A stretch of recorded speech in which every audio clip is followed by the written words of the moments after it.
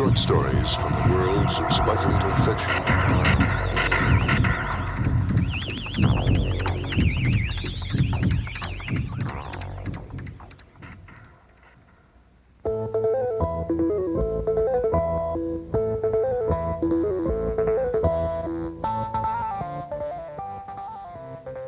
This Mindweb story is from the best from fantasy and science fiction, 12th series edited by Avram Davidson. It's a tale by Theodore L. Thomas titled Test. Robert Proctor was a good driver for so young a man. The turnpike curved gently ahead of him, lightly traveled on this cool morning in May. He felt relaxed and alert. 2 hours of driving had not yet produced the twinges of fatigue that appeared first in the muscles at the base of the neck. The sun was bright, but not glaring, and the air smelled fresh and clean. He breathed it deeply and blew it out noisily. It was a good day for driving. He glanced quickly at the slim, gray-haired woman sitting in the front seat with him. Her mouth was curved in a quiet smile. She watched the trees and the fields slip by on her side of the pike. Robert Proctor immediately looked back at the road. Enjoying it, Mom? Oh, yes, Robert. It's very pleasant to sit here. I was thinking of the driving I did for you when you were little. I wonder if you enjoyed that as much as I enjoy this. Oh, sure I did. His mother reached over and patted him gently on the arm and then turned back to the scenery. He listened to the smooth purr of the engine. Up ahead, he saw a great truck spouting a geyser of smoke as it sped along the turnpike. Behind it, not passing it, was a long blue convertible, content to drive in the wake of the truck. Robert Proctor noted the arrangement and filed it in the back of his mind. He was slowly overtaking them, but he would not reach them for another minute or two. He listened to the purr of the engine, and he was pleased with the sound. He had tuned that engine himself over the objections of the mechanic. The engine idled rough now, but it ran smoothly at high speed. You needed a special feel to do good work on engines, and Robert Proctor knew he had it. No one in the world had a feel like his for the tune of an engine. It was a good morning for driving, and his mind was filled with good thoughts. He pulled nearly abreast of the blue convertible and began to pass it. His speed was a few miles per hour above the turnpike limit, but his car was under perfect control. The blue convertible suddenly swung out from behind the truck. It swung out without warning and struck his car on the near right front fender, knocking his car to the shoulder on the left side of the turnpike lane. Robert Proctor was a good driver, too wise to slam on the brakes. He fought the steering wheel to hold the car on a straight path. The left wheel sank into the soft left shoulder, and the car tugged to pull to the left and cross the island and enter the lanes, carrying the cars heading in the opposite direction. He held it. Then the wheel struck a rock buried in the soft dirt, and the left front tire blew out. The car slewed, and it was then that his mother began to scream. The car turned sideways and skidded part of the way out into the other lanes. Robert Proctor fought against the steering wheel to straighten the car, but the drag of the blown tire was too much. The scream rang steadily in his ears, and even as he strained at the wheel, one part of his mind wondered coolly how a scream could so long be sustained without a breath. An oncoming car struck his radiator from the side and spun him viciously full into the left-hand lanes. He was flung into his mother's lap, and she was thrown against the right door. It held. With his left hand, he reached for the steering wheel and pulled himself erect against the force of the spin.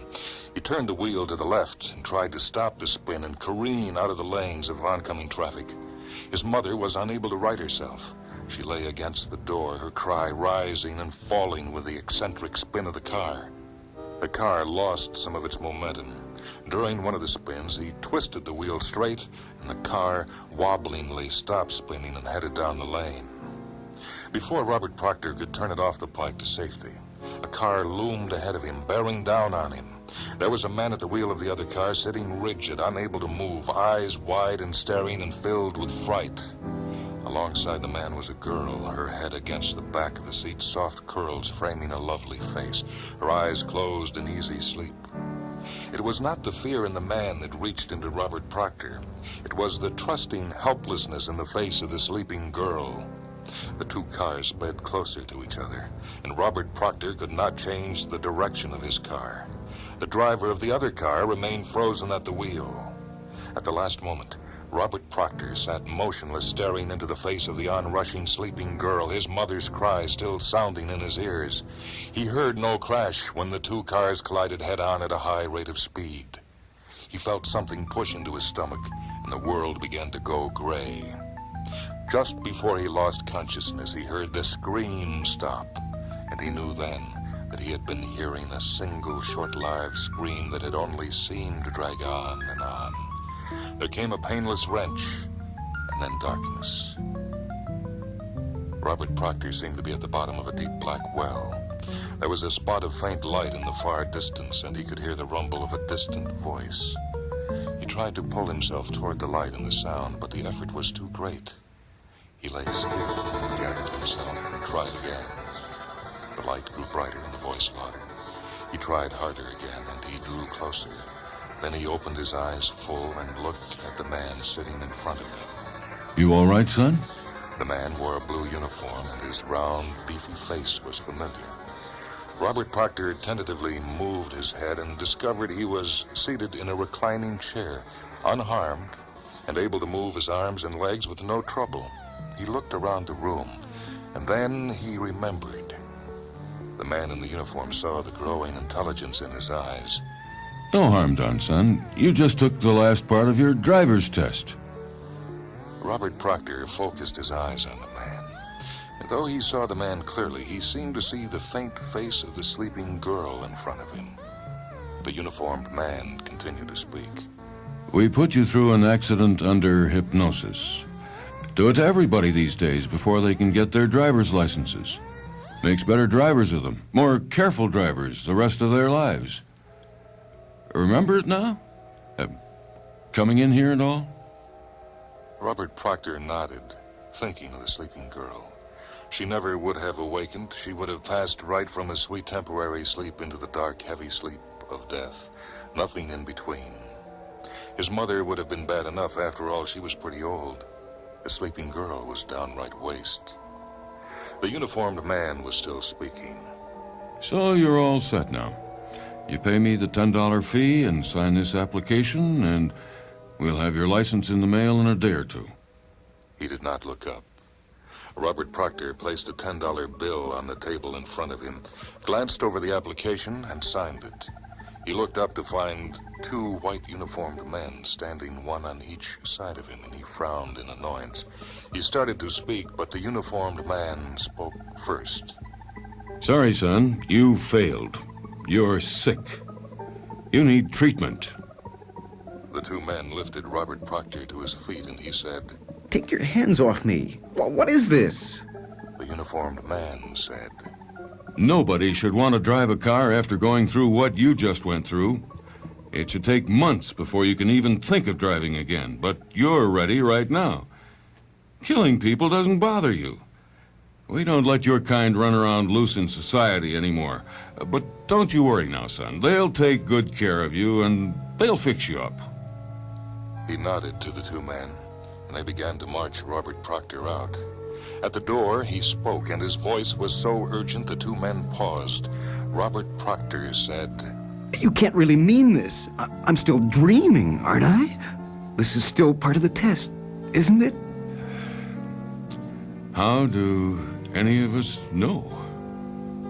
And they dragged Robert Proctor out the door, knees stiff, feet dragging, his rubber heels sliding along the two grooves worn into the floor.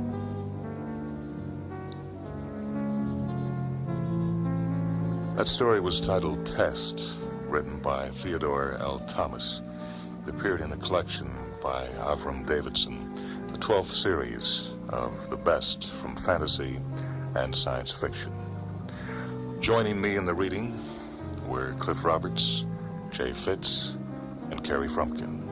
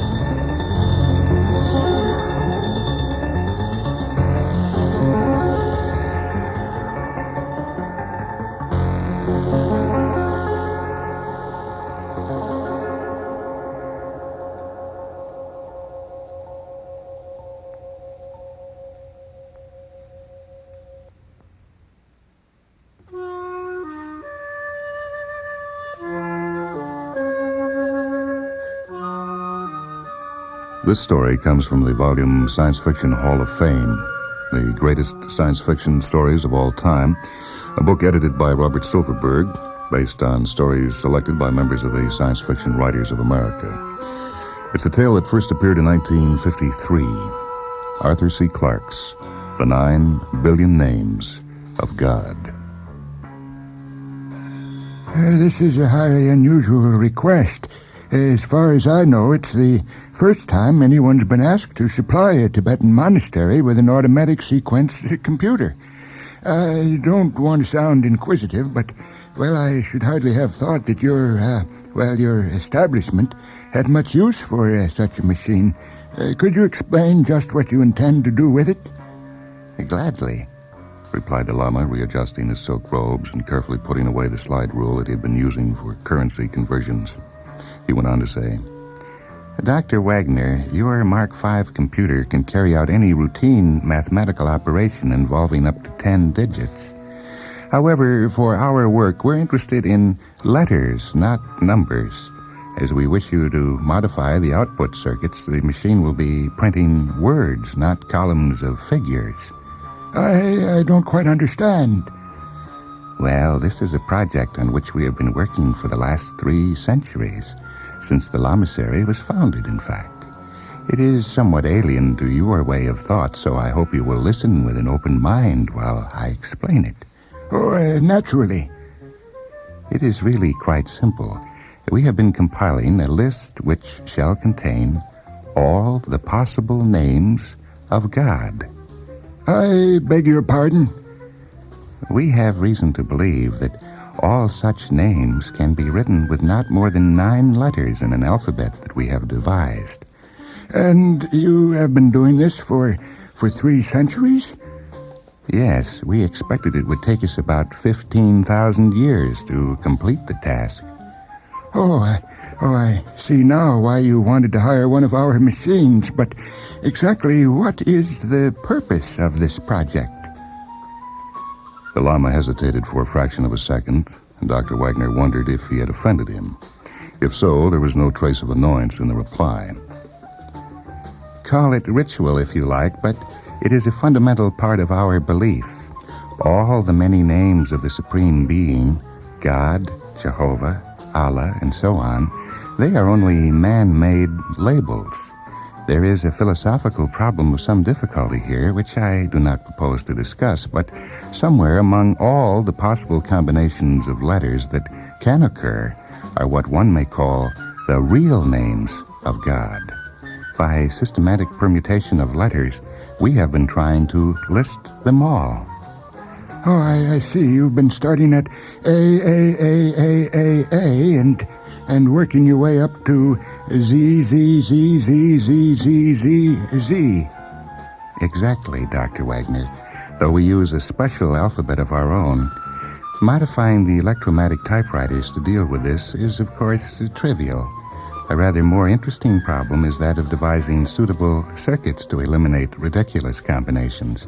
For example, no letter must occur more than 3 times in succession. 3? Surely you mean 2. 3 is correct, Doctor. I'm afraid it would take too long to explain why, even if you understood our language. I'm sure it would. Go on. Well, luckily it will be a simple matter to adapt your automatic sequence computer for this work, since once it has been programmed properly, it will permute each letter in turn and print the result. What would have taken us 15,000 years, it'll be able to do in 100 days. Dr. Wagner was scarcely conscious of the faint sounds from the Manhattan streets far below. He was in a different world, a world of natural, not man-made mountains. High up in their remote eyries, these monks had been patiently at work, generation after generation, compiling their lists of meaningless words. Was there any limit to the follies of mankind? Still, he must give no hint of his inner thoughts. The customer was always right. There is no doubt that we can supply the Mark V to print list of the nature you speak of. I'm much more concerned about the problem of installation and maintenance. Getting out to Tibet in these days is, well, it's not going to be easy. We can arrange that, Doctor. The components are small enough to travel by air, and that's one reason why we selected your machine. If you can get them to India, we will provide transport from there. And you want to hire 2 of our engineers? Yes, for the 3 months that the project should occupy. I've no doubt that personnel can manage that. There are just 2 other points. Before he could finish the sentence, the Lama had produced a small slip of paper. This is my certified credit balance at the Asiatic Bank. Oh, thank you. It appears to be adequate. The second matter is so trivial, I hesitate to mention it, but it's surprising how often the obvious gets overlooked, you know. What sort of electrical energy do you have? A diesel generator providing 50 kilowatts at 110 volts. It was installed about 5 years ago, Doctor, and is quite reliable. It's made life at the monastery much more comfortable. But of course it was really installed to provide power for the motors driving the prayer wheels. Oh, of course, I should have thought of that.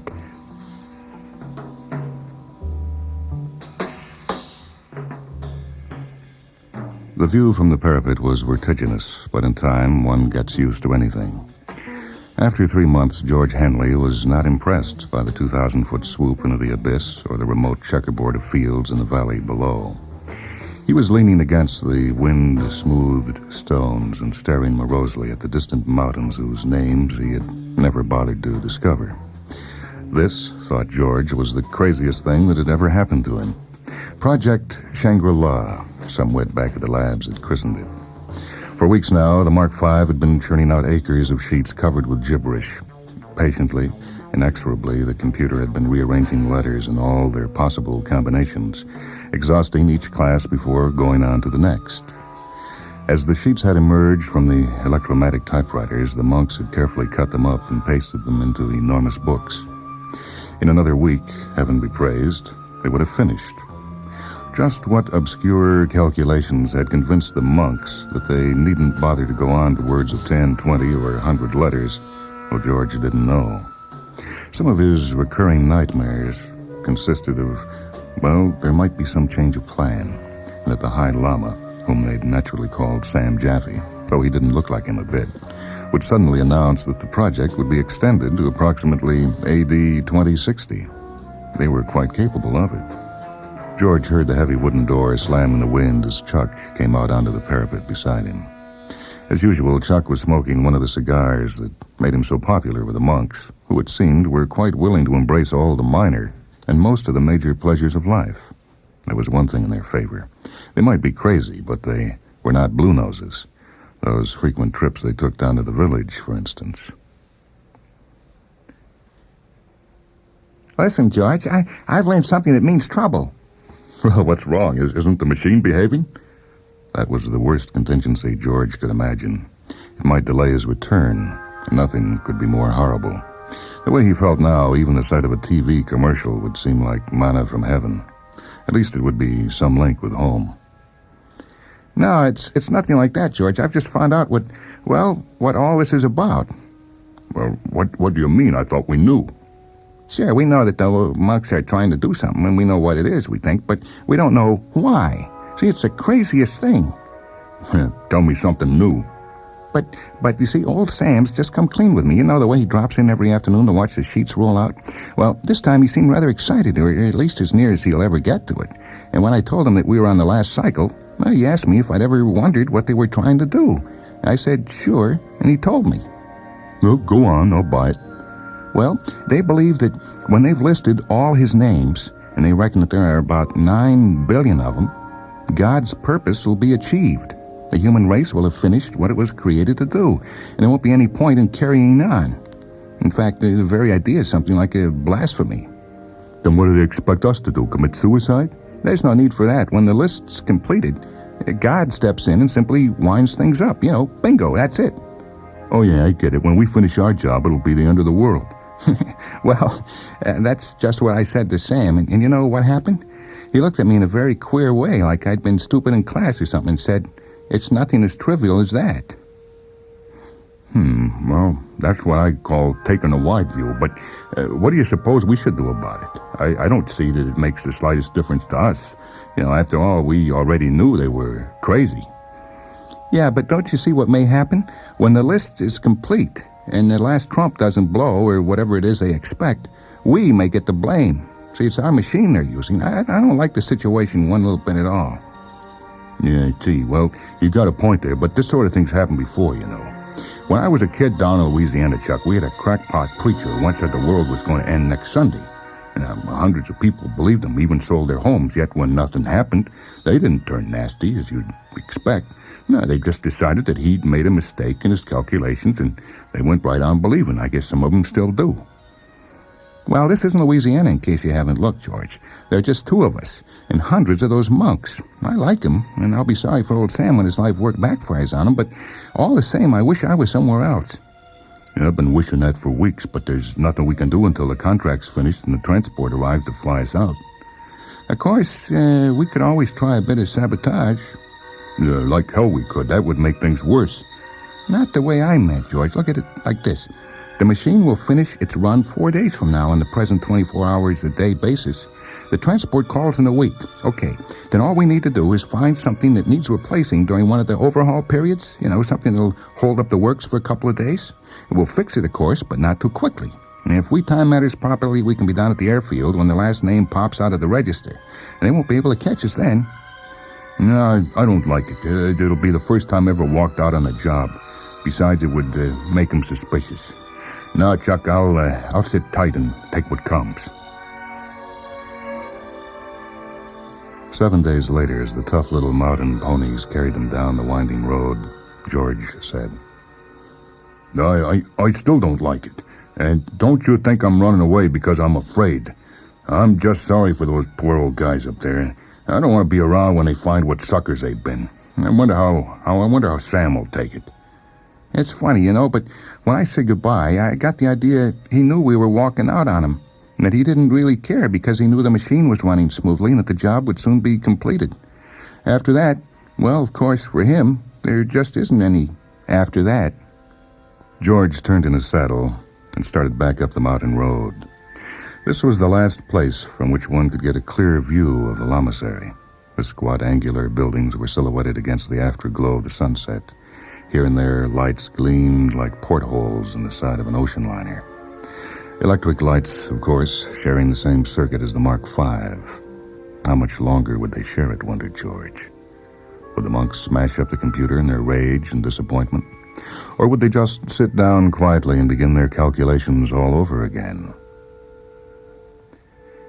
He knew exactly what was happening up on the mountain at this very moment. The High Lama and his assistants would be sitting in their silk robes, inspecting the sheets as the junior monks carried them away from the typewriters and pasted them into the great volumes. No one would be saying anything. The only sound would be the incessant patter, the never-ending rainstorm of keys hitting the paper. The Mark V itself was utterly silent as it flashed through its thousands of calculations a second. 3 months of this, thought George, was enough to start anyone climbing up the wall. Hey, George, there she is. Ain't she beautiful? She certainly was, George thought. The battered old DC-3 lay at the end of the runway like a tiny silver cross. In 2 hours, she would be bearing them away to freedom and sanity. It was a thought worth savoring like a fine liqueur. George let it roll around in his mind as the pony trudged patiently down the slope. The swift night of the high Himalayas was now almost upon them. Fortunately, the road was very good as roads went in that region, and they were both carrying torches. There was not the slightest danger, only a certain discomfort from the bitter cold. The sky overhead was perfectly clear and ablaze with the familiar, friendly stars. At least there would be no risk, thought George, of the pilot being unable to take off because of weather conditions. That had been his only remaining worry. George began to sing, but gave it up after a while. This vast arena of mountains gleaming like whitely hooded ghosts on every side did not encourage such ebullience.